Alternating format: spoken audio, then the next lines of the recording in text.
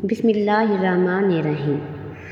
یہ وہ چند احکامات ہیں جو کہ حقوق العبادات میں سے ہیں اور قرآن مجید میں اس کا حکم ہمیں بار بار دیا گیا ہے۔ لیکن میرا معصومانہ سا یہ سوال ہے کہ آخر ہم مسلمان ان احکامات پر عمل کیوں نہیں کر سکتے؟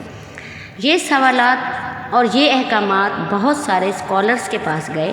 لیکن مجھے اتنی ریسرچ کے باوجود ان کا کوئی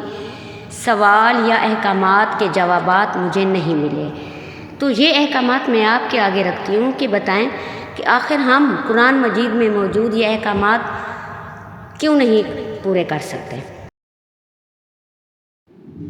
گفتگو کے دوران بدتمیزی نہ کیا کرو، غصے کو قابو میں رکھو، دوسروں کے ساتھ بھلائی کرو، تکبر نہ کرو، دوسروں کی غلطیوں کو معاف کر دیا کرو، لوگوں کے ساتھ آہستہ بولا کرو، اپنی آواز نیچے رکھا کرو، دوسروں کا مذاق نہ اڑایا کرو، والدین کی خدمت کیا کرو، منہ سے والدین کی توہین کا ایک لفظ نہ نکالو، والدین کی اجازت کے بغیر ان کے کمرے میں داخل نہ ہوا کرو، حساب لکھ لیا کرو، کسی کی اندھا دھند تنقید نہ کیا کرو، اگر مقروض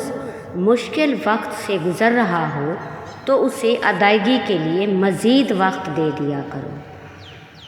سود نہ کھاؤ، رشوت نہ لو، وعدہ نہ توڑو، دوسروں پر اعتماد کیا کرو، سچ میں جھوٹ نہ ملایا کرو، لوگوں کے درمیان انصاف قائم کیا کرو، انصاف کے لیے مضبوطی سے کھڑے ہو جایا کرو، مرنے والوں کی دولت خاندان کے تمام اراکین میں تقسیم کیا کرو، خواتین بھی وراثت میں حصہ دار ہیں، یتیموں کی جائیداد پر قبضہ مت کرو،